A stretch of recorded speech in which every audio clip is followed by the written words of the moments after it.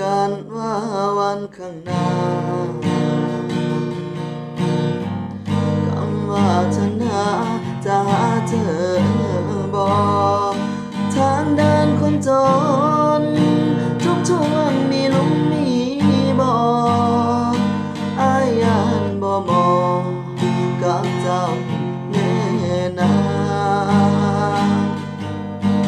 แต่อายจำเป็นต้องฝันต้องผ่า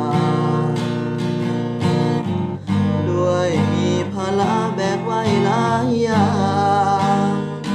ลำบากคนเดียวหรือมีเจ้าเดินข้าง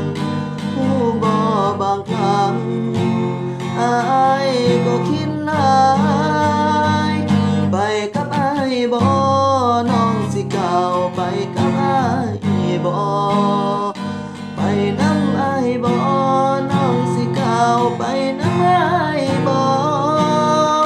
พร้อมจะสู้ต่อหรืออยากเปลี่ยนไปเจ้าคบกับอายมาโดนก็รู้ดีว่าจนจะตายไหวบ่ไหวอยากให้ทบทวนอีกทีบอกต้องเจออะไรอีกบ้างบอกความหวังมีหรือบ่มีลำพังตัวเองบอกได้ว่าลุยเต็มที่หวังแต่คนดี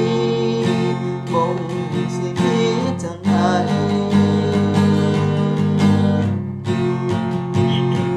ไปกับอายบ่น้องสิก้าวไปกับอายบ่ไปนำอายบ่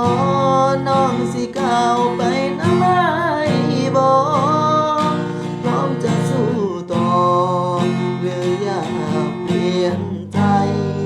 เจ้าคบกับอายมาโดนก็รู้ดีว่าจนจะตายไหวบ่ไหวอยากให้ทบทวนอีกที